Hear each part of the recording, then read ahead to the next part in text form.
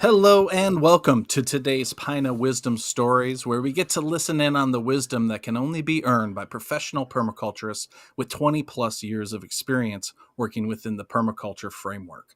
PINA Wisdom Stories gives us all a chance to hear from PINA diplomates, board members, and other pioneers from the early days of permaculture's development.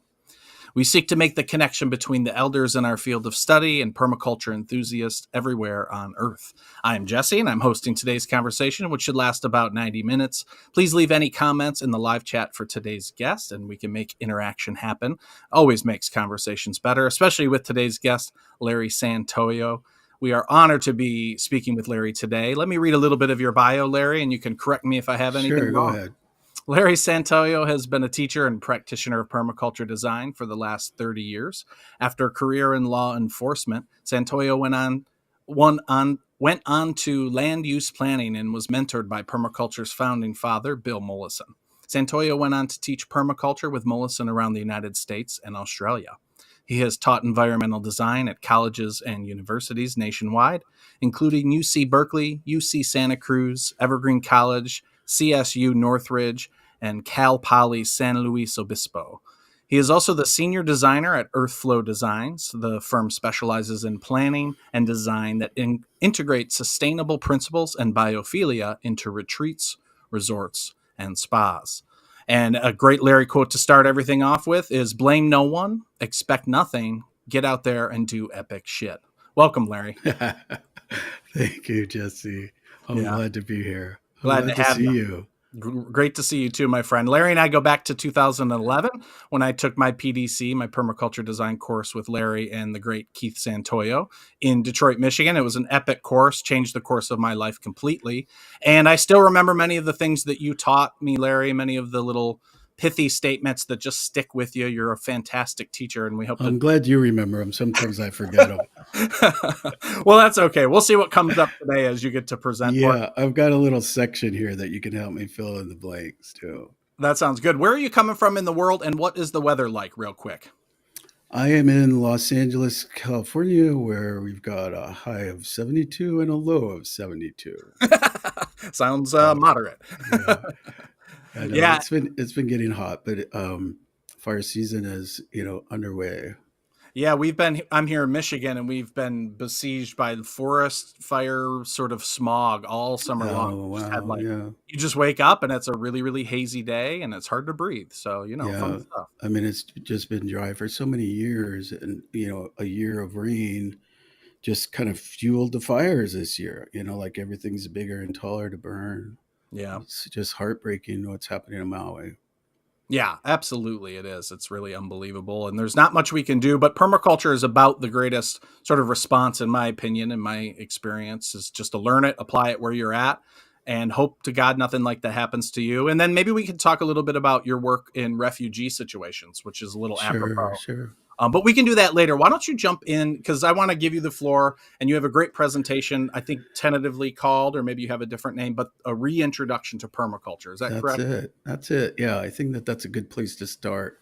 A lot Definitely. of us have that been involved with permaculture design. It's good to get together once in a while and seeing friends and old friends, and certainly listening to new students. It's always interesting to see kind of the impressions that permaculture has and the permaculture has left, and some of the promises of permaculture, some of the broken promises of permaculture. So first, I want to start out in all seriousness, like a shout out to the early humans, people that took a bullet for us, or a stick, or a sharp stick in the eye, figuring out what was edible. It's like the idea here is that there's a lot that we know, and we have a long line of understanding and intelligence and goodwill. As human beings, it's in our DNA. We have a thread to infinity. It's in our bones. The other thing that I think is important, and I have a growing concern about, uh, respect for the indigenous origins of a regenerative culture. It seems like every generation, throws a hero up the flagpole, but we I don't want to forget that there's indigenous origins and people that are still living today in community that have never left those ways. You know, we talk about how people do this and the world does that, but there's a lot of people on the planet that are still living in a way that it is respectful of the earth and of their community. And there's a huge overlap of today's understanding of that. So I just wanted to make sure that we acknowledge that. And you know, I worked with Bill Mollison for a number of years, and I never heard him tell a story without talking about some other side story about, you know, some Aboriginal understanding that he learned or was privy to or observed. You know, I think that to lose that perspective is a great loss. So I just want to remind people to kind of bring it in, and it's meaningful. Yeah. So along that line, I started teaching permaculture in 1989, and I was lucky enough to work with an individual, Simon Henderson. A lot of people know him from way back in the day. He was a great guy. He was super colorful. He passed away a number of years ago, but I taught, you know, probably a half a dozen courses with Simon, and we did a lot of stuff around and traveled around quite a bit. And you know, he was one of my good friends. He had a tattooed face, for God's sakes. I just loved him, and he was super knowledgeable and he just like Where was he super from there? creative. He was from Eastern Washington. Okay. You know, like he grew up there out in the Scablands of, you know, the basaltic plain. Um, but you know, he traveled the world. He lived in Bali and Tahiti. He was in, you know, Salvador Dali's autobiography. You know, he was Wow. super creative guy. Just couldn't, you know, he just, you know, couldn't, you know, pass a clean piss test and reading for a liver. So you know, it's like there's issues and it's stressful. It is. So anyway, so I love Simon. And of course, Toby Hemingway was Yes. a great loss to the movement. Yes. You know, Toby was the closest thing I had to a best friend. You know, we worked together for 20 years. We traveled around.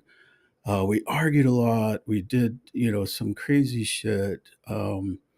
Took some crazy stuff, but I just there's something about the way that Toby was so practical and pragmatic about the crazy shit that we were doing. So I just and just last year, my other dear friend Scott Pittman passed away, and Scott and I worked on a number of things, a number of projects all over. He helped me get started. Actually, he's the one that got me with Bill Mollison. Wow. I taught with Scott for numbers of years and dozens of courses all over the Llama Foundation, Hawaii, and you know, incredible stuff. He's an incredible builder and a really all around deep thinker. And it one of kind of the original '60s, you know, civil rights kind of guy. You know, like took a beating from people for protecting others and went to jail, and you know, just like a rabble rouser. And he was brilliant and a great designer. So I miss him dearly. And of course, Bill Mollison passed, and you know, this is a photo of us that's in his autobiography, actually. So it was pretty fun traveling with him, working with him. I mean, you know, it was okay. I mean, it's not like he asked me a bunch of stuff. Just you know, like I carried his fucking bags and got him water and you know that kind of stuff. But just to hang out with him while he was working and consulting, and just the way that he could read patterns, just it was amazing. It was amazing, and just his interaction with people, which just kind of got me going and got me you know confident enough. And he was really encouraging that way. And we How talked old about. how Go old were ahead. you around about this photo here? I think I must have been just early 30s, maybe. Okay. Yeah, yeah, just kind of, yeah, beginning my path in permaculture design. I had I had taken a few courses and became friends with Bill, and I think this photo we're actually working on a film. Maybe Global one of global the early gardener stuff? Global Gardener films. Yeah, Oh, yeah. cool, cool. So I think that was it. Was that all But filmed in Australia then? no, the Global Gardener was kind of the response to another film that was made by a different crew on the Grave Danger of Falling Food, which is a classic, really good, Yeah. excellent title, by the way. Yes. You know, just like super good. Yeah. But because the response was so good that they had, they did those films. But Bill was asked to do the Global Gardener as part of a series of thinkers around the world or something like that, and they pigeonholed him on food. So it kind of was one of the things that got permaculture pigeonholed that way. But it was a good one. It was good. It was pretty awesome traveling around. And got to travel the world and Yeah. hang out with a narcissistic alcoholic. So um, anyway, I might uh, say other than yourself? yeah, right, exactly. It's like, and that's my job. It's like that's just. But the thing that Bill used to do was, he would always seize the opportunity to make fun of, like woo woo and, like super, like technically and tragically spiritual people, kind of almost lost in their way, really. But he would go out of his way. But he was really, he was out there. He was a deep spiritual kind of guy that I don't think really, people really truly understood that. We talked about a lot of things, including death and dying, Mm. you know, and, we reassemble from a system that exists, that he was just clear Mm. and will do it forever, which is basically, follow the energy trail and flow through energy and, that kind of deal. All But is one. anyway, Yes. yeah. So, okay. So that said, of course, the genius of it all, and I think the real saving grace is the ethics, right? There's a lot of people that do projects and complete projects and have incredible food forests, incredible, technically it's beautiful, but it's not for everyone. It's exclusive, or it is presumptuous, or it is, it's missing something, right? And Bill made clear that it informs our practice, these ethics, and it is to care for the earth and to conserve and repair the resources of the earth and to seek peace. That is brilliant. That is beautiful. And that, in a nutshell, it's kind of redundant, of course, right? Multiple elements for single function, care for the earth. So then, of course, we'll care for people. They're part of the earth. And then it's to invest all capital, intelligence, goodwill, and labor, right? That's the third ethic, right? That this is straight from the Book of Mollison. Okay, this is these are the ethics. It's not watered down, fair, share, care, whatever, dare, stare, whatever the fuck, right? This is straight from the Book of Mollison, and it's brilliant. It's like the redundant thing. If you're caring for the earth, you are caring for people. And if you're doing that, then you were doing that, like with all of our being, right? It's like it's just more and more redundant, like backup systems and multiple elements for single functions, right? And And it's like Plan B in permaculture is the successful execution of Plan A, right? It's like, oh, yeah, you can't lose if you have a society doing that in large mhm. part. You just can't. Yeah, well, it's easy to pick up the pieces, right? It's easy to see the weakest link. It's easy to address and go there. It's immediately identifiable. Mm. Right. So let's. So the other big thing is it's you don't do permaculture. It's just the wrong use of the term, right? What you use permaculture in what you do. Okay. It's like you don't architecture a house, you use architecture.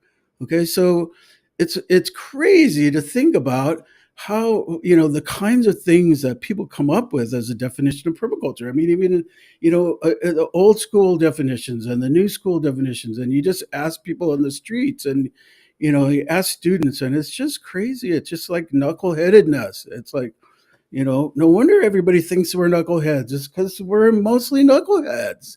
I mean, it's just like the most bizarre, weirdest shit that you ever hear. And you know, it doesn't really instill confidence, a lot of these answers.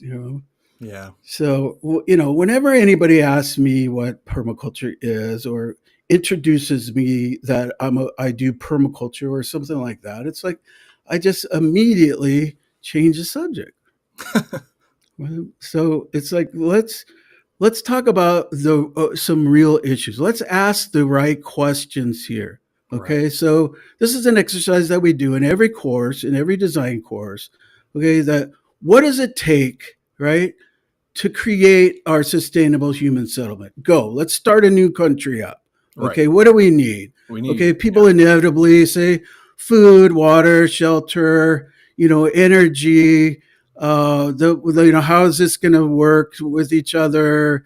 Why we might need some security. We start throwing out all these different things, right? Until we populate it and start repeating ourselves. But we basically have these categories of all these things that human settlement requires, right? And of course, we could fuck this up, right? We have a food system. It's just like this monocrop extractive process. That's the problem with it, right? So if this is what human settlement is, right? This is what it takes. This wheel, right? You go around the wheel. I call it the wheel of everything because it's the wheel of everything. Okay? So we go around here and we look at what it takes to create a sustainable human settlement. We'll just throw in sustainable in there, So we'll start filtering these things now. Okay, so permaculture works towards a permanence of culture.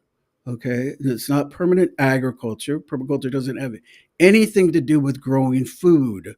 Okay, it's not a gardening system, right? Permaculture is a design protocols for decision making and problem solving. Okay, that's it. Period. You can throw away everybody else's definition.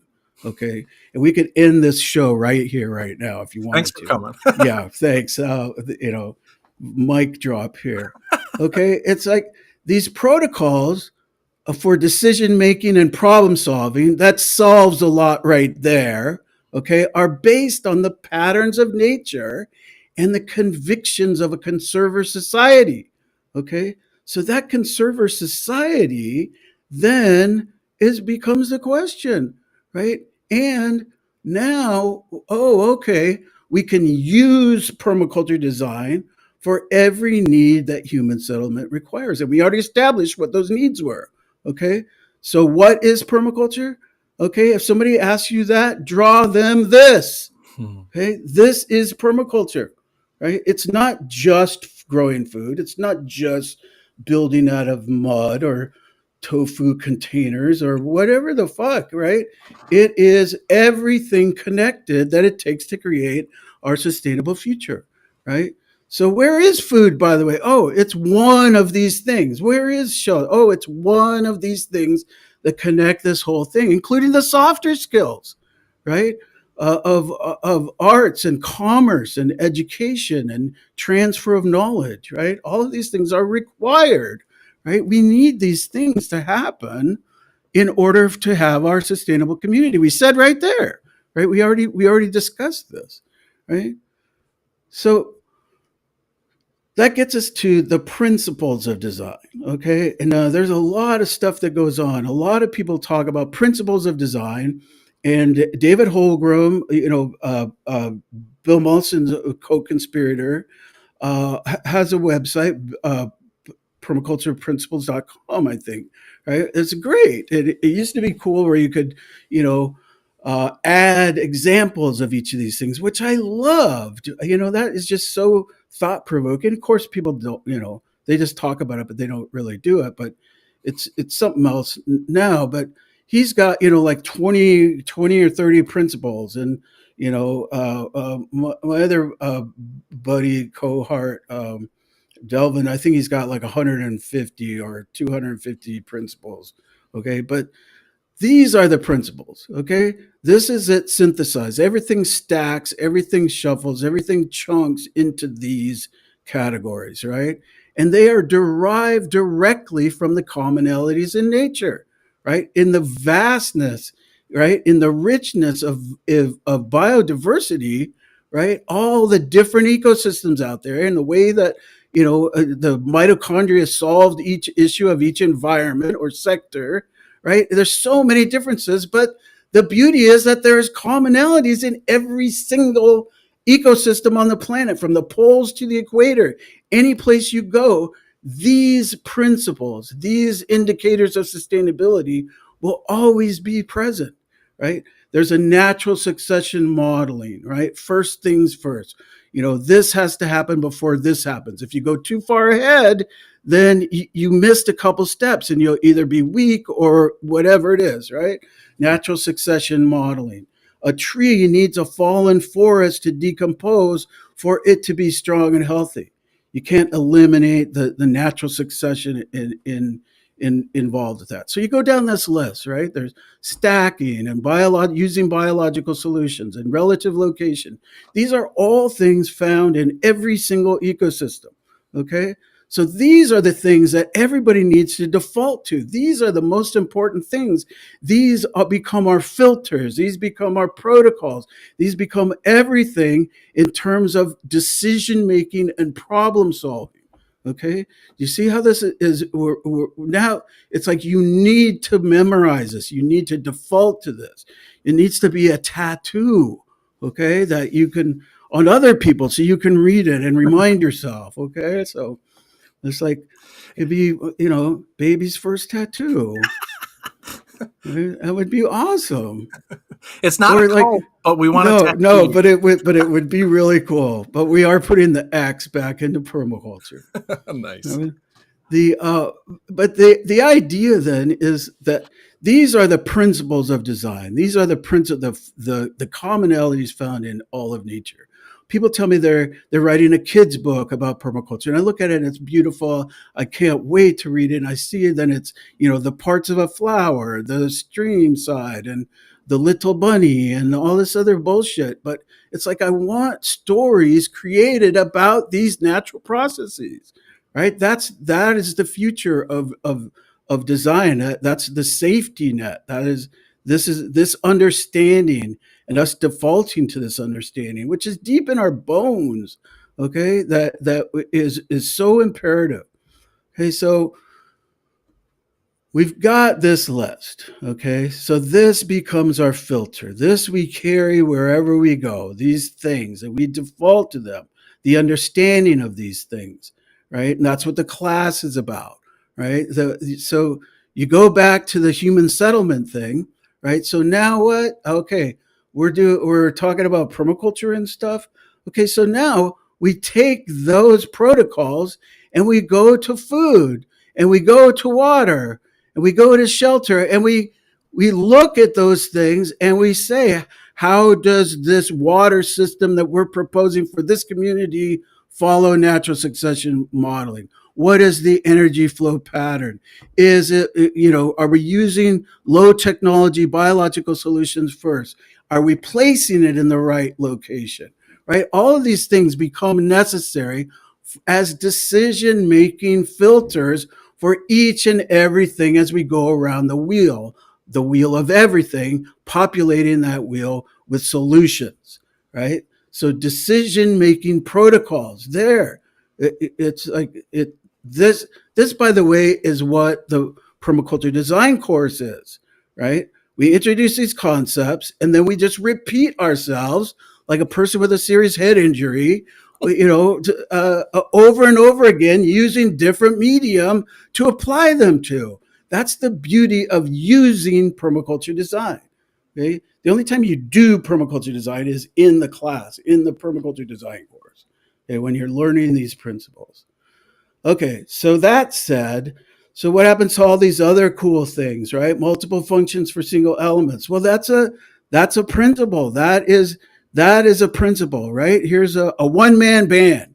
Okay, it's not just a tree is also a house and a shade and a this and that. It's the beauty of this, and the real test of a designer is to be able to extrapolate that information and process it enough to where you can come up with and exchange medium at any time, Mm. right? That you have to be able to look at a natural example, right? Something found in nature, and then use it for a social example or some domestic thing or some other current event thing, because it's a universal pattern. That's what makes it beautiful. That's the brilliance of this, right? So you have to think of things, multiple functions for single elements. Like it doesn't have to be plants, animals, right? That's the idea. That's what a real designer does. Stacking in space and time. It says right there, right? The classic thing is, like, oh, a tree, and there's got like all this understory, and you've got this stuff all in the same space. Well, it's like, okay, but what about time, right? How about a restaurant that is closed at night to serving guests, but opens up its commercial kitchen to somebody to make sauces and spices, and uses that, stacks that action on that equipment, right? That's stacking, right? That is using permaculture design to come up with a creative solution. Okay? And we can go through all this relative location, right? So in nature, you would find a willow next to the pond, right? Because it's placed in relationship to other things in the system, not isolation of other elements of the system, right? Well, what about a bar and a restaurant, right? Access by proximity. You're having food, you're going to want to have a drink, you're having a drink, you're going to want to have food. That's relative location, right? And what about a bar in a bar? You get that kind of fractal thing going, and now you're really talking about relative. My favorite design, right? Like a Starbucks in a Starbucks, or a bar in a bar. Okay? Now we're talking biological solutions. Okay, this is kind of a no-brainer. Of course, nature uses biological solutions. The idea of exhausting biological solutions before we move on to technological solutions. That's what we have to keep in mind. Will this work without this technology, without this green technology, without this solar powered thing that's got an energy trail that is crazy long, right? Can we design it with no moving parts first? Then all the technology stuff is gravy. I'm not against technology, okay? I'm not a Luddite. I've got a fucking new microphone. I want an iPhone 2000. I want, it's like, I understand it, but I also know how to use a string and two cans too, for communicating. I know how to yell. I know how to, we can communicate other ways, right? With using biological solutions. Okay, principles are also different than methodology, sectors, right? Which is the most important tool that we have, by the way, as a designer. You understanding the inputs and outputs and the analysis of a site, it informs the approach. The sectors, kind of eliminates what cannot be, right? You've got this, let's say we're working on a landscape design where you got out of the infinite silent universe, there's millions and millions of trees that we could use, except that sectors, right? There's only this much daylight. There's only this much temperature swing. There's only, right? It narrows that palette down more and more and more, doesn't it? Right? So you eliminate what cannot be based on the natural sectors, right? The inputs and outputs of the site, right? We're allowing nature to direct the land use plan instead of come up with some fucking genius thing that you don't really know what you're the fuck you're doing, right? It's like it's like nature is handing us the answers if we know how to look and where to look. Zones, right, informs the activity. It's just relative location all over again, right? These are methodologies. These are not principles. They're methodologies that we use, right? Sayings that go without sayings. Shoot the hostage, one of my favorite methodologies of design, right? Right? It's like, what hostage crisis? You know, it's like you just like take care of shit, okay? Just by either moving on or it's like know when enough is enough. Stop making bad designs better, right? Just forget it. You go on to something else. You know, we spent a billion NASA dollars on creating a pen that works in anti-gravity. Like it'll pump. It's got a little tiny micro pump, probably atomic powered pump that pushes the ink to the ball and the point. And all the other space programs just use the fucking pencil. Hey, this is another good saying and a good methodology, an approach to design, right? We create the conditions for what we want to happen, right? It's physics, right? We're not gardeners, we're soil managers, okay? We create the conditions for vegetables to happen by managing soil. Our activity, our inputs our focus is on managing soil. And the vegetables are a byproduct of that activity, right? We set it into motion. It's a physics equation, right? If we do this with these soil biota, if we do this, then the vegetables, healthy vegetables, will be an inevitable byproduct. You really have to.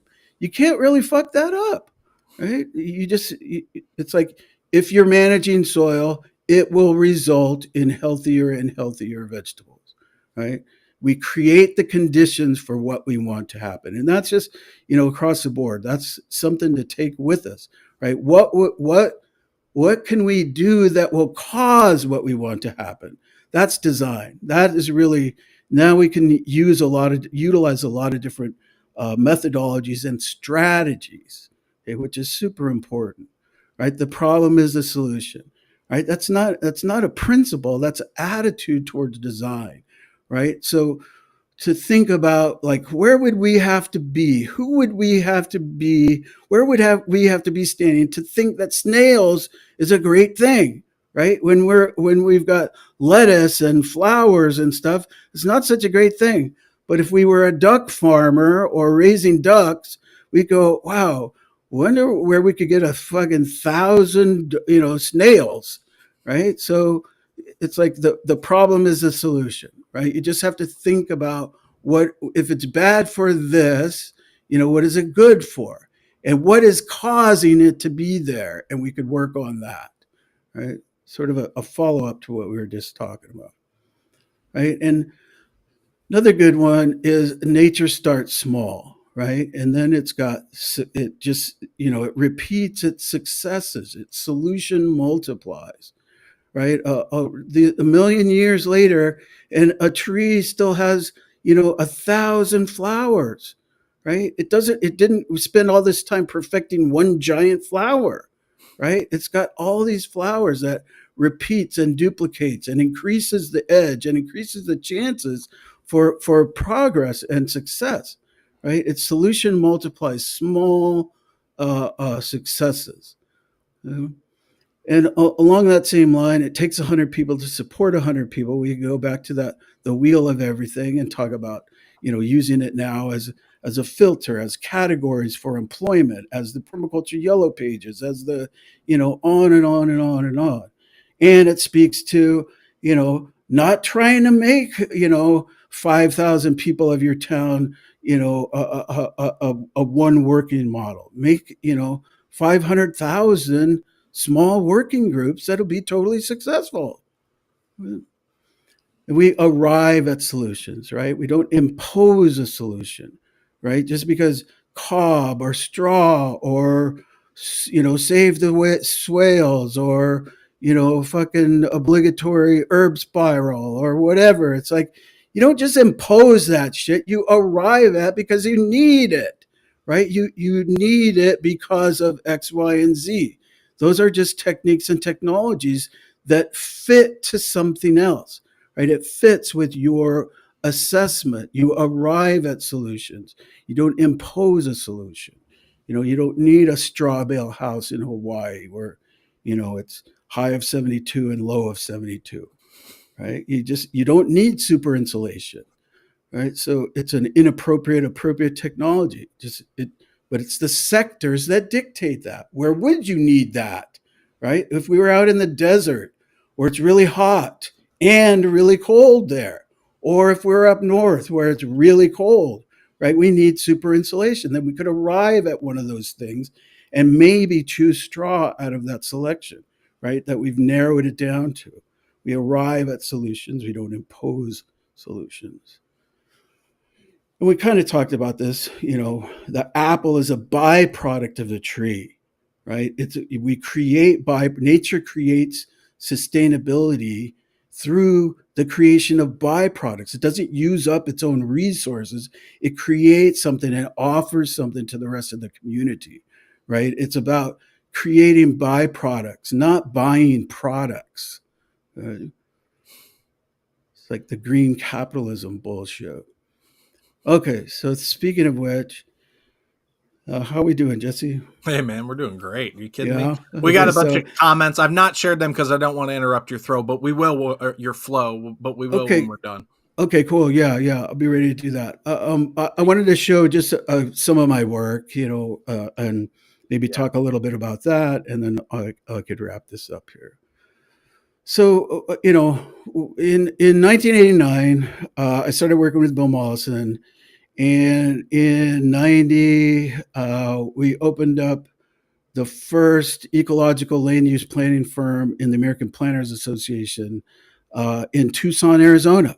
Mm. Right, moved my family to Tucson, worked with some really fabulous designers down there, incredible a pattern literate group of people down there that I had the pleasure of working with, and we kind of jumped into it, right? And quickly realized that although we wanted to be developers, right, we wanted to build eco villages and save the swales and put in herb spirals everywhere, and but we also realized that we needed an educational format to do that in, right? People really just didn't know that they needed our services or needed our how smart we were, you know. So the design course has always been sort of an introduction to all of these things, right? Like I said, we go around the wheel. We do a cursory introduction to hopefully spark your interest and enthusiasm and passion about some of those things on the wheel, and so I've been lucky enough to have design courses all over the world. Here we are in Los Angeles, where I'm based now. It's a small coastal fishing village in Southern California. You might have heard of it. Fishing Um, village. yeah, and I've taught with Bill Mollison at his farm in New South Wales. Giant caldera, like this. They're on the edge of this caldera, which is like a extinct volcano. It's like hundreds of miles long. I mean, it's Wow. incredible. Been lucky enough to travel around France and do workshops and things there. So if I don't pick up, this is where I'm at. Um, and we talked about Haiti a little bit. I've been to Haiti several times.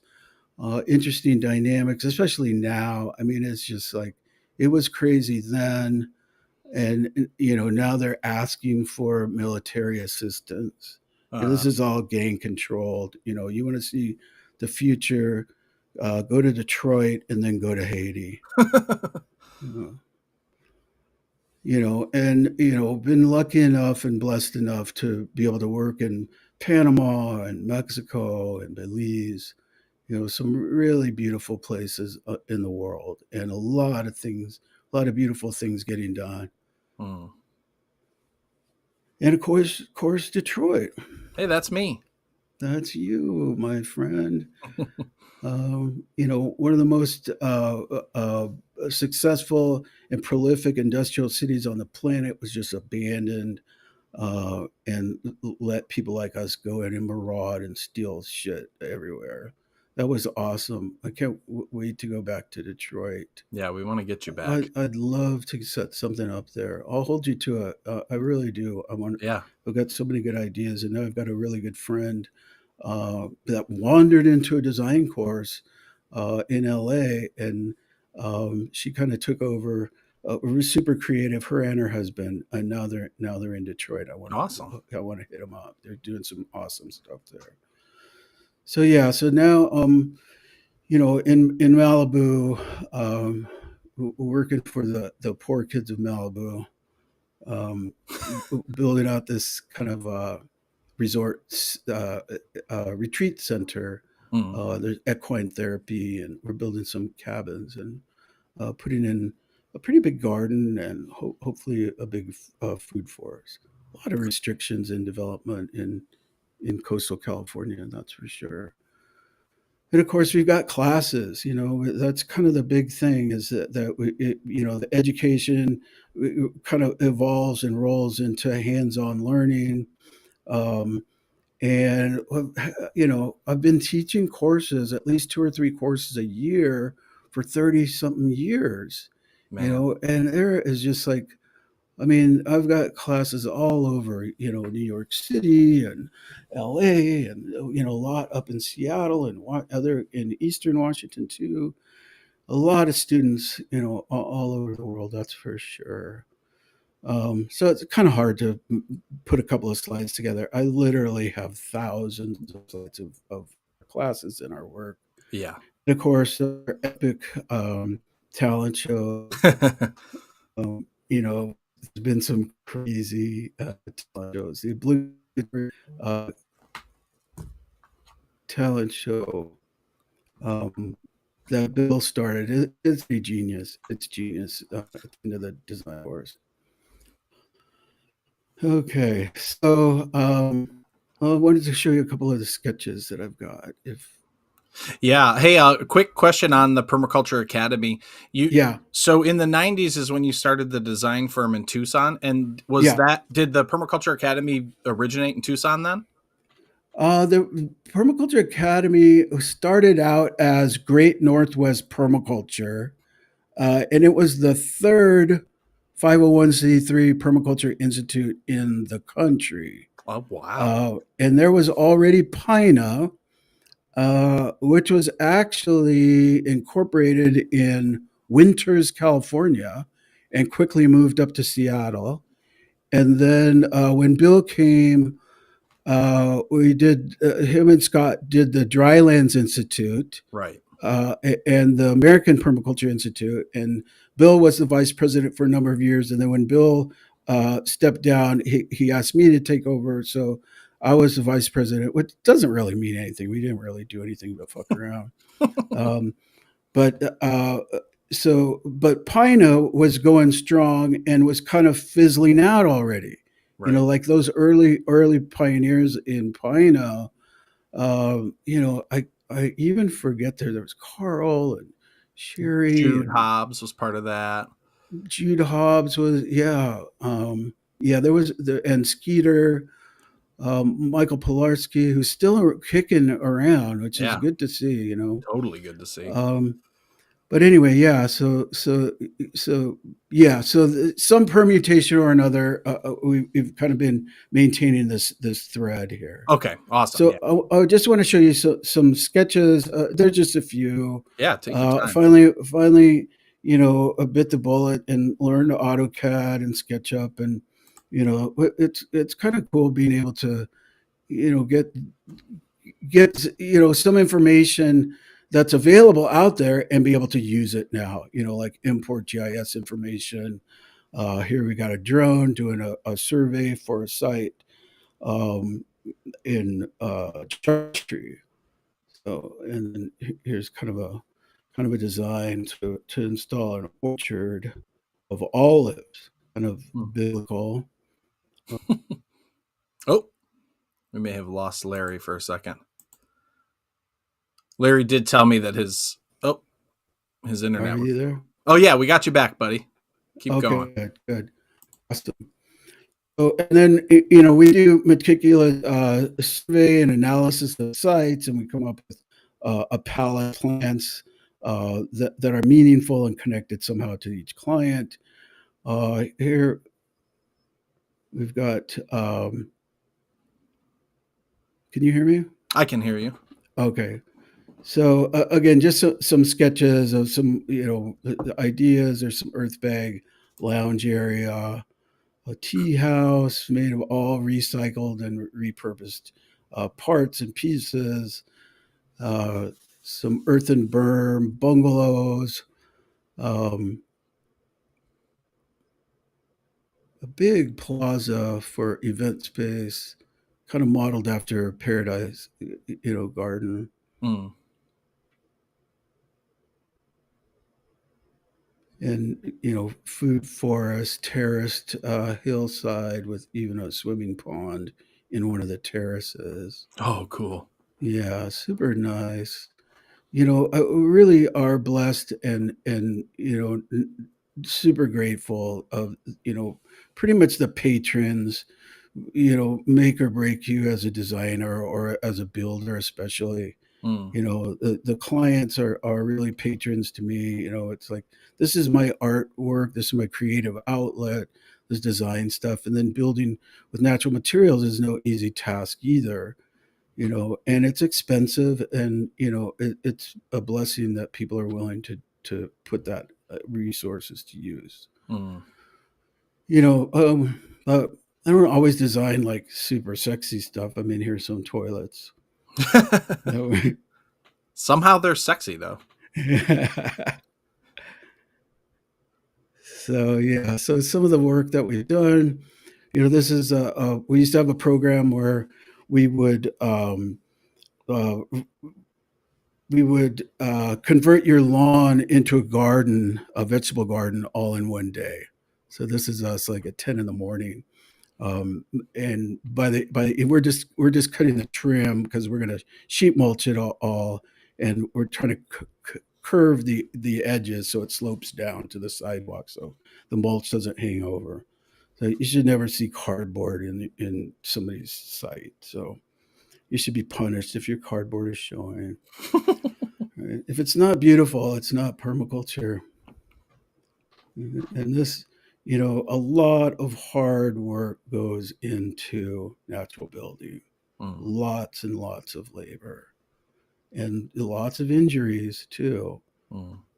You know, these are plastered with natural colors and natural materials, earth bag construction, some terrace gardens that we're putting a cover on, power tools, dry stack native stone for terraces,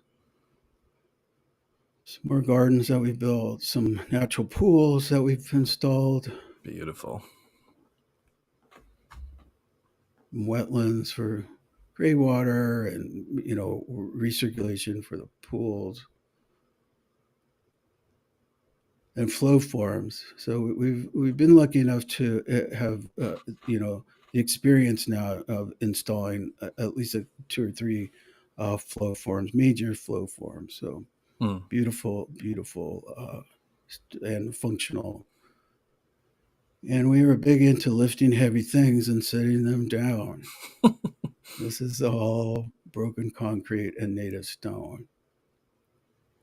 So terraces that were 80 steps tall, Oh, that's a lot eight of work.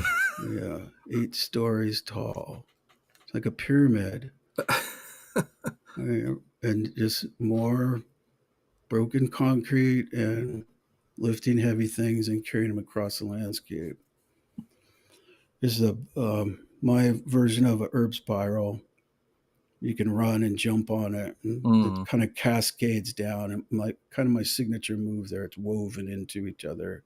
Mm. This is at a school and for the poor kids of Malibu. This is all leftover stone from job site. This is at my house, up when I was up north, and we mortared the stone with manure, right, and a little silt, and then I threw in handfuls of seed as we did it. So every time it rained, it would bloom something else. It's like everything has a functional connection to the people that are using it. So that's what design is about. So we do fences and gates, and this is actually we saw a shot of this construction of this garden on a hillside in Beverly Hills. But the gate, I needed a gate at the bottom of the garden. It was an afterthought. But the garden beds, a gate needs to swing from the hinge. So the garden bed was on one side, and in the foreground, we're bringing in a stairway finally. So there wasn't going to be room to swing the door on the other side either. Mm. So I had been following this industrial kind of interior designer, and he did a beautiful gate with a out of steel and fabric. It was just gorgeous. So this was my interpretation and solving the no swing thing. Oh, It's cool. like an origami gate. Wow, You yeah. can see it doesn't swing; it just does a quarter turn. You could look at that brace up at the top, and it just moves a quarter of a turn. Oh, yep, yep. That's it. Dude, that's cool. So it's design is about spatial relationships and planning. So and sometimes you need to think quick when you don't plan it correctly. So, Mm. okay, so let's wrap this up a little. We still have a few minutes. Yep, absolutely. Okay, cool.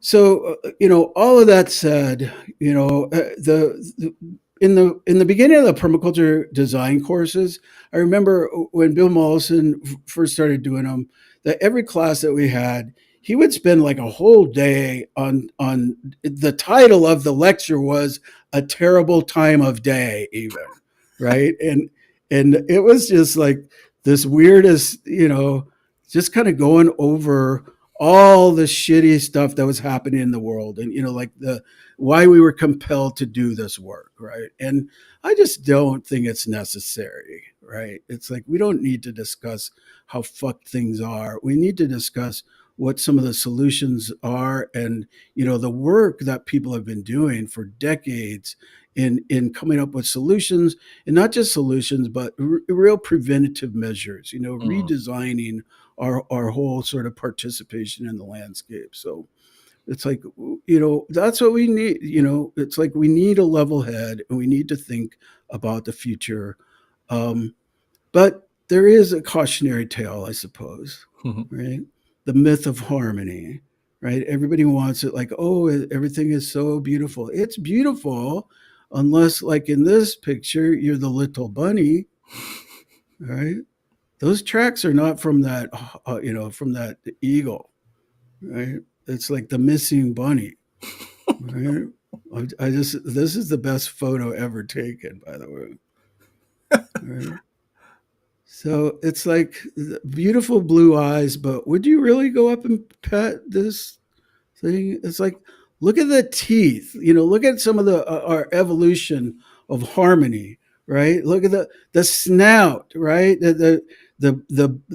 Our beak is shaped to like select a artery when you bite. Like, look at those canines, right? It's like, and then forget about it. It's like like you could beat one of these things with a baseball bat, and of course, honey badgers don't care, Yeah. and they're filthy, vicious creatures as well, right?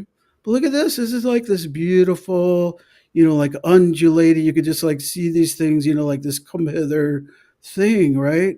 And then of course, it's like this come hither thing, and then it's like just grabs, just like this crab's just like living his life, and then all of a sudden he's becoming somebody else's life, right? It's like this come hither thing. Or look at this, like I don't know if they're called canines, on a cat like this. This cat weighs almost 200 pounds. His paws are as big as your hand, right? And it's the jaw, right? It could crush your skull, right? And it could drag a 150-pound person for 100 feet and then jump into a tree with it, right? Okay, if that's not bad enough, this picture is shot underwater. Yeah. Oh. Okay. It's like you're swimming along, living your life, trying to, like look at some fucking sea creatures and a fucking tiger, right? Or this amphibian, like, sure, it would have been nice to evolve with eyes in the back of your head, but this has got like eyes in your back of your butt. So it just seems unfair. And look at this guy, right? Right? Not really smiling. Right? It's like there's so many things that are beautiful and treacherous. That's kind of it's like, yes, there's harmony, but that means that it's a yin and yang. There's abundance and scarcity. There's up and down. There's in and out. It's not all the beautiful fairy tale, right? So that brings us to sustainability movement, Mm. right? So, which is also kind of a cautionary tale, right? That there's so many things happening, and we talked about earlier about like there's so many things competing for airspace. There's so many things competing for your time, and this cool thing and that cool thing, and it's like that's the danger, right? It's like beware the greenwashers, right? There's so many things out there that I just like I can't even believe it. Electric cars, one of them. Okay, we'll go. We can do a whole thing on batteries, and you know, just by the way, it takes in a tremendous amount of grid, right? Fossil fuels to make fucking batteries and battery powered shit. All right, it's like it's kind of ridiculous. And the impossible burger, it's impossible but for me to understand or believe that people fucking think that's cool. It's like the most highly processed food like thing you could have. It's made out of fermented things that and it costs exorbitant amounts. Beware the greenwashers, right? And beware the eco hipsters. I mean, this is the target market right here, right? Of all that stuff, right? It's not the green, green isn't the new black. This isn't a fad. People, this is serious fucking shit here. This is actually a photo from a story about a guy that was suing a magazine for using his likeness in a story about how all hipsters look the same, right? So, and then it turned out that the picture wasn't him. Yeah, you can't make this shit up. Okay. So, Oh, wow. and then it's like the people like eco hipsters, you know who you are. It's like you carry these things and you got these amulets and you do these little ceremonies and I God love you, but you got to understand where all that's coming from. You have to understand, where you're standing and why and how, right? How you got there, right? Using your privilege is one thing, but like not even understanding how much of an appropriation, how much of an insult that is kind of another thing. And it's like I don't want to just pick on eco hipsters, but it's like it's an easy target. Um, so the big thing, right? The really what it troubles me at times is how everybody it's the end of the world and this means that and this and if that happens therefore it's the end of the world and it's like there's some big giant leaps in a lot of that reasoning and people on the air and politicians and on and on and on, like you got to watch out for immigrants, you got to watch out for others, and now people are turning on people and it's just like if you are making decisions based on fear, you are going to be the easiest to peg as prey. Okay. It's just like you need to be able to default to calmness, to default to, some kind of self reflection, some kind of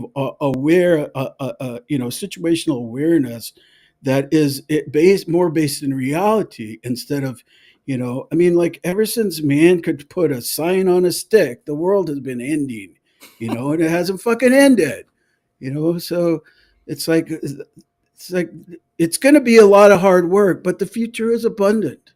You got to keep a level head. Right? You have to do something, right? You have to do something. Everybody wants to read the book on this or that. You have to write a chapter, right? You have to contribute a verse to the poem, to the beauty of the planet. It's your move, right? You need to do something, us as individuals. Okay. I cannot stress enough, right? That the single most important thing for us to do is to learn how to do something, right? Learn how to do something. It's like, it's not just another shopping opportunity, right? How do we contribute to society, our community? Pick a spot on the wheel of everything. Like all of those different categories as we went around the wheel, there's food, water, shelter, legal. It's like there's not skills there's no skills we can't use, right? Pick a spot, but learn how to do something, right? You should be able to be welcome everywhere. I want that for you, right? Learn skills that you can transfer the knowledge to somebody else, right? You should, scrape all your knuckles and learn how to cuss really loud in several different languages, like lose a digit or lose an eye from like learn how to like lose an eye from a flying digit. Okay, that would be awesome. But get out there and do something and be something in the community. Like contribute something. I'll do this. I'll do that part. Okay, right? And believe that we can unfuck the world. All right. We started this whole thing like that. You gave away the ending. All right. You don't get points for doing the right thing. Do the right thing. Okay. And then it's like above and beyond that we will celebrate. Hmm. Okay. It's like do epic shit anyway. Right. This pains me. Right. That, maybe we don't need the revolution. Right. I mean, I wanted to die on Fury Road. I just think it would be awesome, like a blaze of gunfire at least, But, maybe it's not going to be necessary. That we can kind of skip the revolution or blend the understanding of what the revolution means and becomes and the solutions that lie in that revolution and just bring on a renaissance. How about a renaissance of compassion and a renaissance of caring and a renaissance of love and a renaissance of creativity and a renaissance where kids wonder about things, right? It's like, let's embrace sustainability, not because we fear the future. Let's embrace sustainability because we love the things we love about right now.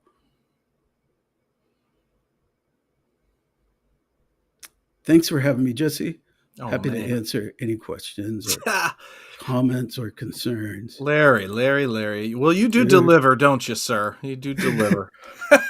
Thank you so much. That was inspiring, reminding me of why so much of what you said stuck with me and really changed my life. And I sit here and revel at like how many students have you taught and how I many don't students know. that It's like, lives have changed and they started to do hard things. They started to make themselves more valuable. They started to get scraped knuckles. And I think about this all the time, Larry. I'm still picking up heavy things and putting them down. and putting it And, back and down. sometimes I'm like, God, why am I doing this? Like, why do I choose this life in part of hardship? And it's because of Yeah, what you yeah. just said. It's like make yourself valuable, contribute It's something. I think that success is not insured, but it's essential. Mm. And that means hard work. That means really focusing on not just another shopping opportunity, not just another Instagram opportunity, really contributing something to the health and well-being of our communities, and our kids and our grandkids. Yeah. Yeah, and everywhere that I've gone, whether I'm renting or I now luckily own property, I try to start in my own little permaculture first. So I have a Shangri-La. Ah, I have yeah, a yeah. place to like relax and sit in my hammock when I'm done working hard, you know? Like Yeah, you you got can to be give that careful. to That yourself. leads to creativity. It's the tranquility of harmony, the tranquility of satisfaction that leads to that. Okay. Well, good. I just don't want to fall back into mindless consumerism, and I don't think I will. But let's see what people have been commenting. A couple things. Can you see Oh these, my Larry, as God. these pop up? I don't. Yes, I can. Draw a drop on the gate. People On the love the gate. gate. Like it's like, come on, man, that gate's amazing. Um, Yeah, there's no off position on the Genius switch.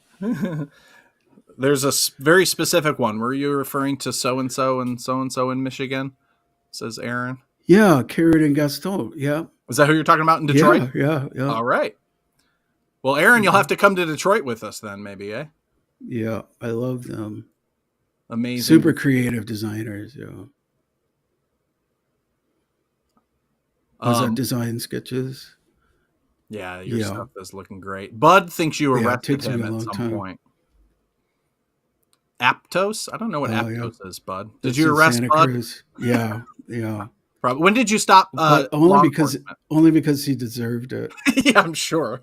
Yeah, it's like you came to where I live. You came to where I work. I didn't go to your house and fuck with you. You came to where I work and started being a dick.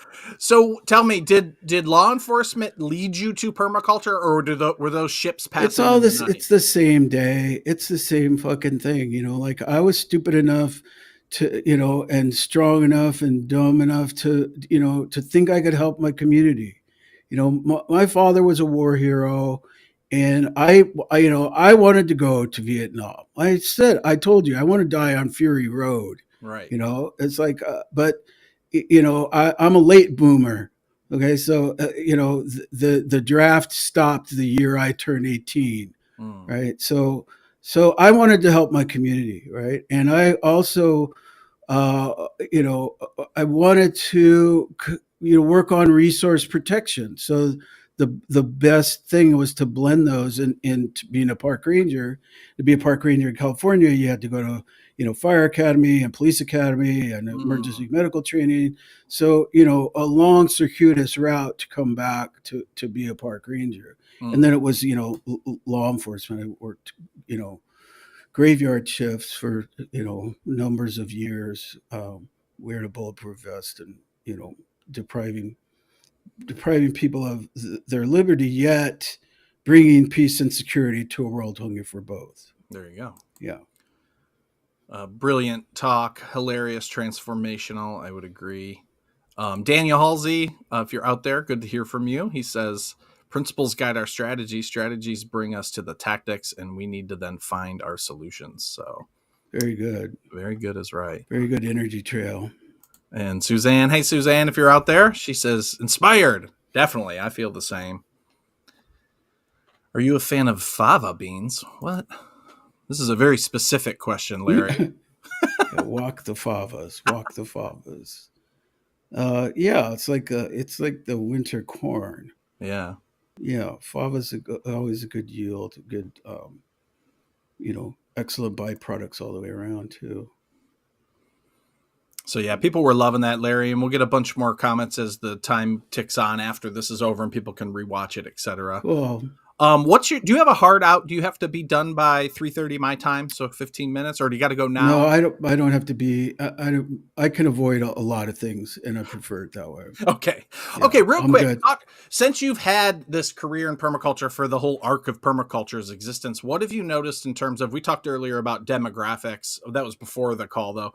So tell Yeah. me a little bit about like permaculture demographics. Have you seen those change? And then also like the arc of popularity. Are you noticing an arc or a waning in Uh, general popularity? those are good questions. I think it's like the same. It's like the same show, but different players. The screen keeps moving, but everything is kind of the same. Like new players are introduced to the information, but it's like because of new questions, right? Mm, There's a incredible competition, right? There's a huge interest in sustainability, in regenerative stuff, which weren't terms back in the day, right? It's all kind of marketing strategies, right? People calling it this or arguing this, and oh, it's not that, and regenerative is one step beyond. It's like turning your amp up to 11. It's one more, it's one mm, louder, right. but it's like it's the same, it's the same day, right? We're trying to get through the day doing the best that we can, right? But currently there's a lot of competition for cool stuff, Mm, right? People have taken a spot on the wheel, let's say, or and really made it sexy. Elaine Ingham, Dr. Elaine Ingham, who pretty much single-handedly, informed the world on the importance of soil biota, right? And is sharing it with the world. And I don't think her success couldn't be measured without an increase of popularity through permaculture design, right. and same with soils. There's a lot of organizations out there that focus specifically on soils. All great things, all great things. It's like I have learned, and it's a change, a gradual change, to applaud anything in the right direction, Mm, right? So I think that that's important these days, especially for me, because I can get depressed about everything so easily. right. But now that it's good that there's competition. It's good that there's other things that people can be interested in, because it all kind of circles around. And I never was interested in calling it permaculture or saying permaculture. As a matter of fact, I think that that's one of the most brilliant things Bill Mollison did was try to tell people, and I took it to heart. Is like, it's like Fight Club. Just don't talk about permaculture. Hmm. People, you should talk about your orphanage. You should talk about your program. You should talk about your garden. You should talk about your services, and then let people arrive at, an interest in how you learned that, or how are you so fucking smart, Right. Oh, I studied permaculture. Okay, so now it's in context. But Right. if you just like are, excuse me, sir, if you heard the word of permaculture, it's like, people don't learn like that. You don't learn like that, and you look like a knucklehead, and you don't. You're not doing the rest of us any favors. Leave people alone. And the demographic you mentioned earlier is predominantly women attend I would, permaculture design courses. Is I that would, true? I would think so. I mean, I taught with a lot of other people through the years, and I think that every class, for 30 years, have been, more than half women, of all ages, and I think that there's a real concern. I think that the beautiful thing about that, I think, is that people have the opportunity and the understanding that intuition and imagination is something that is revered and inspiring and encouraged in permaculture design. Mm, If you can use your imagination with clarity, with conviction, if you can use your intuition, then you're gonna be able to problem solve pretty well. yeah. Yeah, that's a great point. Along those lines, we have a comment here. Symbiotic Form says, I work in making fashion manufacturing, quote unquote, better, but it feels like it's sort of Yeah, inherently shoot the flawed. hostage. It solves nothing. It's like, move on. Use the skill set that you've learned.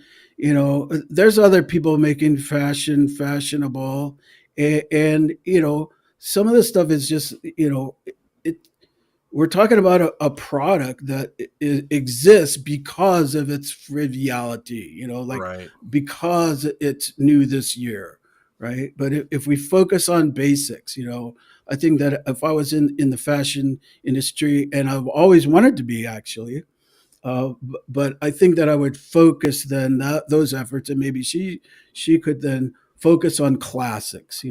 It's like, non-reflective black, you know, looks good on everyone. You know. um, we might as well throw this in here, and we'll do this at the end too. But what's upcoming from the Permaculture Academy? I bet many people are enticed by this conversation and want to get more. We have our, I think, 25th permaculture design course in Los Angeles. I've been teaching permaculture design for 33 years or 30 something years, and 20 something of that have been in Los Angeles. So we've got a course coming up. We just finished a course in regenerative garden design and application. And every once in a while, we'll do the swan song for the lawn thing, you know, where we'll take out somebody's lawn and replace it with a exact replica of a garden before the end of the day. We also have like opposable thumb 101 courses, you know, basic plumbing, basic carpentry, basic. It's like I want people to learn stuff, you know, and think about, you know, if I learned this, I could transfer this skill set and, you know, build something cool, you Yeah, know. apply that somewhere. We Yeah, have and it's. a Do you have people come visit you or come to take the PDC from out of town, or you're doing the yeah, weekend format now? yeah, we do the weekend format, and people come from all over. You Okay, know, people, you know, they'll either we'll do either a couch surfing thing in the class, or people will, you know, people are hip to Airbnb and you know, all that other shit that makes makes it rental possible. increases in Los Angeles for those of us less fortunate. But Eh, you know, people come from all over, and it's one weekend a month. We added a month, so it's now 7 months. I okay. just felt rushed, and you know, everything was compacted, and I felt a little stressed, and I don't need headaches. But in terms of doing PDC proper, like if we bring you back to Detroit or if other people want to bring you to their town, you'll do the Yeah, intensive. That's the intensive classic yeah, PDC. we could do any of the above. I mean, for years we I worked with Toby and Scott, and you know, a couple other people now with Andrew Faust in New York City, you know, and we just kind of you know, hopscotch, and one person takes one weekend, another person takes another weekend, Oh, cool. you know. So there's always a way to pull it off. What we need is a fixer in your town. Yeah, You know, we've never canceled a class because we didn't have enough, you know, enough teachers. right. You know, there's you just we need somebody to help organize, find venues, you know, all of that stuff, you know, for a healthy cut of the idea, you know. But yeah, I'm happy to do that. I'm trying to get something set up in New York City and possibly Denver, and I'd love to do a series in Detroit. Yeah, So absolutely. Yeah, we'll work on making that happen. But if anybody's listening to this, bring Larry out at all costs because I'm happy to the go there. quality of the Yeah, teaching you get is, in my opinion, unparalleled. There's great teachers everywhere, of course. Don't get me wrong, but there are. Larry's got the jokes, which you don't always get everywhere else, and the cuss words, which we just appreciate so much, Larry. It's a good thing there was like a 5 second delay on this broadcast, right? Yeah, right. I've been Yeah, beeping out all the cuss words for the yeah, children. yeah, yeah. All And right, we'll edit all the bad shit out of there later. yeah, don't let your kids listen, please. Yeah. But yeah, Larry, I really would love to talk about Bill Mollison just a little bit because he's like just this character that looms. Now, when I first learned about permaculture, it was directly through Bill. I found his videos, I read Awesome. his free PDFs or whatever, and it was just something about his narrative style was just absolutely captivating. And then of course you hear about Right. people who knew him and they're like, yeah, he was an SOB and he was as hard of a prickly character as you could possibly get. Um, Yeah. but I'm not so much interested in aggrandizing a figure. I'm more interested in what he did. Like the man left, however old he was, Australia to walk the earth to Yeah. every major continent and teach people about growing ecology and holistic thinking. Like when you Right. reflect back on that, what are your thoughts on Bale, but also what he did and what it meant? Well, I think to most of us then, we didn't know what it meant. We just knew that nobody was doing that for us, you know. And Bill was, I want to say approachable, but I don't know if that's the right word. He was more like when I first heard him, right? Actually, somebody told me about him. They heard him on the radio, Oh, okay. right? And they were talking about how there's an academic on the radio saying that they could design better than nature. And I thought, well, leave it to academic to say something like that, Yeah, right.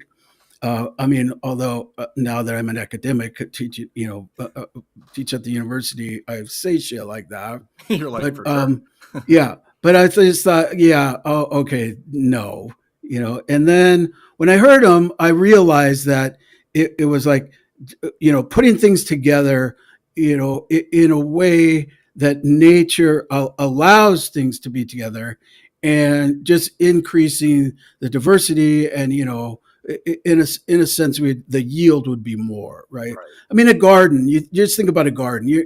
It's a contrived thing. It's not a natural thing. Right. You are demanding, biomass out of this little box or this little, piece of ground. It's not a natural thing. You're harvesting the surplus and demanding more, and harvesting and demanding more. So 50% of gardening is like, if you're doing it right, it's like composting. Like, where am I going to get compost to replace all this, these Right. beautiful products, right? And I think that Bill had a sense of what it took out of the world to exchange information, right? It's like almost that people had to replace what they thought they knew, right, or what they believed to be true, with a truth that was more obvious than we were willing to let on, Mm. right? The principles of nature, and allowing nature to direct the land use plan, and that instead of making something stronger, let's make it lighter. Let's replace this after a storm comes, instead of trying to build and fortify something for 100-year flood. It's like, there's techniques and technologies that people have worked out. And Bill was talking about that, and he was telling it in a story, Mm. right? And it's like, I'm a storyteller, and people talk about all these different learning styles, right? And what Bill was able to do was cut across, and or at least reach every learning style Mm. because of storytelling, Mm. right? And I think that it resonated with people. Mm. Like, you could say that I learn by doing. I learn, I have to listen to it, or I have to see it, or I have to, watch it or taste it or whatever, right? But storytelling touches on all of those kind of, like all of those, just the way that your brain operates. You can make those connections, and Bill was brilliant at that, Yeah. right? And he knew enough to poke people, right? And that's what it was going to take, right? That we had to tread across the disciplines.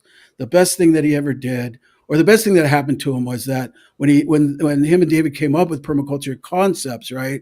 Their arena was academia, right? So they Mm. introduced it to academia, Right. which was the best thing that could have happened, because it got sliced and diced and analyzed and criticized, and so it went through a lot of filters right out of the gate. Mm. So it was almost bomb proof by the time it reached the world. Mm. And then the ready audience at the time was, like hippies and, other, uh, you know, uh, passive Activists. aggressive, passive aggressive types.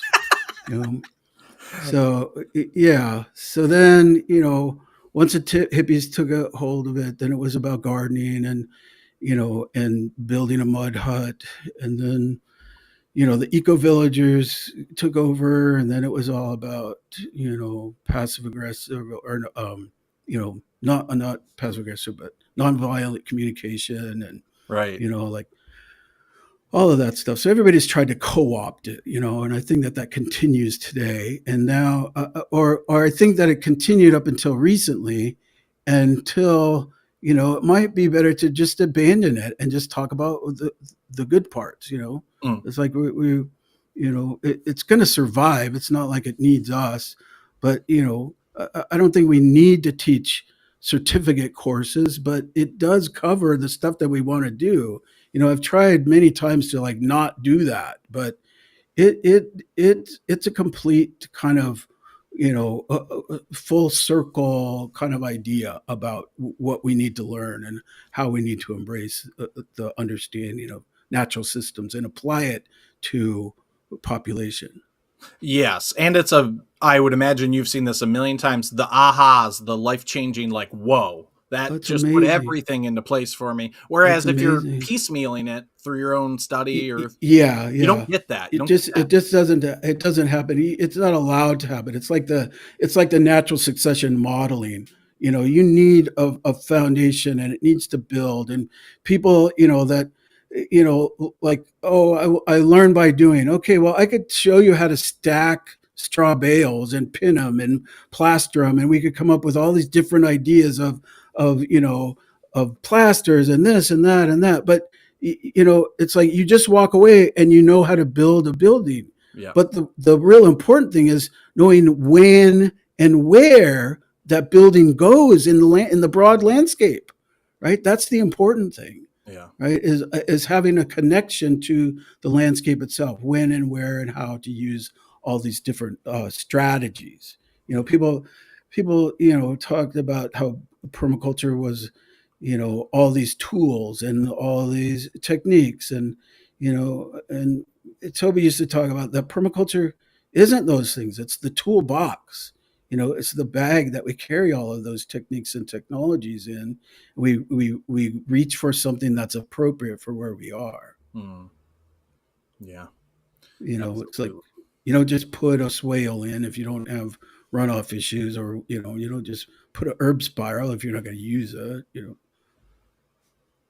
Don't you though? Don't you just put herb spirals everywhere and swales Yeah, yeah, everywhere? yeah, yeah, yeah. You do. Okay, a couple more, maybe just quick ones. I was lucky enough to interview Rosemary Morrow recently, and she, of course, has done a lot of like permaculture work in refugee camps Yeah, throughout all the world. Vietnam, right? Vietnam and Afghanistan, I believe, as well as other Yeah, places, and made me think amazing. of you. Like, why? Like, what is it in the permaculture lineage or teachings, maybe from Bill or whatnot, Yeah, that it emphasizes? Like, hey, part of our work here, if you can do it, is work in refugee camps where I, people really, really need this sort of information. I think that's it. That people really need it, Mm, right? And that we don't spend a lot of time. Like right now, I was teaching at the university, and you know, God bless them. 20 years old, never done a fucking thing, yet knows everything about everything and wants to argue about it. It's right. like, and I'm sure I was not like that, Sure. but the idea is that when the project or the issue is greater than our egos, it's easy to start adopting functional work. Yeah. I remember being in Port-au-Prince, and there was the UN had tried to take over, right? But it was just chaotic because they brought with them the bureaucracy of that, and you had to do all these things. Yet outside those walls, it didn't work like that. Right. And so we were just like, okay, well, let's go around the wheel and strengthen all the weakest links. It's like, don't put any energy into this because we need this. We need this. And we were up and running way before any UN, relief workers, and we were crossing the lines into the red zones, and they, these armed guards were like, oh well, you can't go in there. They're unsanctioned. It's like, well, are there any sanctioned areas? It's like, there's no sanctioned areas. So what the fuck are you talking about? It's like, oh, well, it's unsafe. It's gang controlled, and, this and that. And it's like, I'm with these guys. It's like, people from the community were taking our courses, right? And it Mm, quickly changed into, like, what can we do tomorrow? right. Right. And like everything that we talked about in class was actually people would go home and do it that day. Wow. Right. It was like, flood control, and, cholera was a big thing then. So we spent a lot of time doing, redoing composting toilets that permaculture groups had done. Mm. like these human manure kind of shit in a bucket, carry it around and pass it to somebody else to shit in, and then pour it on the ground and splash it around, and way too much edge on that kind of a process, right? It's like, and especially like cholera is not as cool as it sounds, right? And it's just like, this is not a permaculture solution, right? A permaculture solution is looking at the total set of circumstances and applying a technique and technology that works and is ideally suited for that situation, right? So we did a lot of correcting and a lot of pilfering of materials, and making sanitation zones. Yeah. And then of course communication was key in setting up uh, uh, uh, uh, radio stuff, and there was, crystal radios were the easiest thing, and then hooking them up to computers, and Mm. then finally getting internet access. And we were up and running weeks before anybody else, just Wow. using protocols of permaculture design, not Right. like we had some funding, or actually it was very expensive, we all paid our way, Yeah. you know Yeah. but I think that just it lends itself to a certain success, uh, and it's bothersome to see the approach of other people, Yeah. other aid groups, I guess. Yeah, exactly. So would you encourage your students or people who've been teaching permaculture to seek out refugee sort of situations, or just wait No, and be available if you're invited? So, yeah, if you there, it's not. No, I don't think you should go. I oh, mean, I think if you are compelled to go, right? right. If it's you have an overwhelming amount of information and resources that are surplus to your needs, then you are obligated to go. Mm, But otherwise, you're going to be in the way, and if you don't love the grit, then you shouldn't be there. yeah. You have to love a little bit of everything dipped in shit. Yeah, I guess that's a version of picking up heavy things and putting them back down again, like Yeah, the yeah, grime right. of it all. Yeah. Yeah, it's like like human. There's just like human feces everywhere, and there's nowhere to go, and there's no clean water, and it's dangerous, and there's somebody trying to take your shit, and Yeah. yeah, Yeah. Not for the faint of heart, not really. but well, man, I could talk to you forever, but I want to preserve your energy and time. I know you got other things to do. Maybe we can make this Thanks. a thing that we do Yeah, once in a yeah. while. And I don't know if you want to announce anything else coming up other than the PDC. The PDC, And I will dropped the have, link for that, by the way, in the chat, okay, so people can check excellent, that. excellent. Thank Yeah. you for that. And then we're going to be starting a podcast. I'm sure it will solve nothing, but a late boomer kind of attempt at podcasting and just ranting and talking about things about stuff. How soon is You that know, to develop? in the next month or so, and Cool. then yeah, so we'll have that, the design course, and probably some ebooks and new websites. So Cool. yeah, Are you yeah. still doing art, like jewelry design and things like that? Yeah, I've got Your ring there, yeah. flow form kind of jewelry, carved spoons. It was a big it was a strategy for sobriety. Um, Oh, I carved hundreds of spoons and made hundreds of dozens of rings and good stuff. strategy. It was a good strategy. Nice. Very I'm good. And still people can sober. purchase that and like support you that way with Yeah, jewelry? yeah, and we've got t-shirts and like uh, food security. Looks like kind of a security guard thing, and the Permaculture Academy logo, which is one of the best logos I've ever done, by the way. It's pretty The awesome. infinity globe thing, Yeah. New My World. favorite shirt was the permaculture or die t-shirts, but I Oh don't yeah, have yeah, those yeah. We'll anymore. we'll start we'll start having those again Yeah, too. you got to So bring those back. Where yeah. can I find the podcast when it's out? Asked Alicia. I don't know, but I'll tell Jesse on how to find it. Maybe he can announce it. So Yeah, for sure. um, We'd be happy to. I'm not a hard man to track. Yeah, it'll be out there. It'll be great. I'll be one of your biggest fans, Larry. I look forward to it. And All right. Larry, Thank you. I appreciate your time so much. I appreciate you Absolutely. so much. Thank Good. you.